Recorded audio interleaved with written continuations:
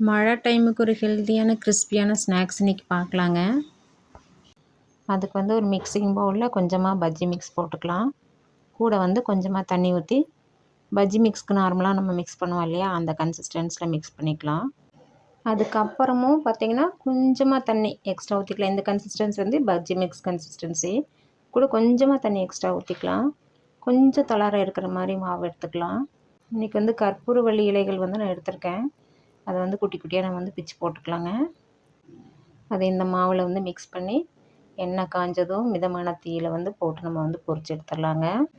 குழந்தைகளுக்கு வந்து நம்ம ரசம் மாதிரியெல்லாம் வச்சு கொடுத்தோம்னா கற்பூரவள்ளி வந்து சாப்பிட்றதுக்கு யோசிப்பாங்க, சாப்பிட மாட்டாங்க. இந்த மாதிரி நம்ம ஸ்நாக்ஸாக செஞ்சு கொடுத்தோம்னா நல்லா இஷ்டமாக சாப்பிட்டுக்குவாங்க.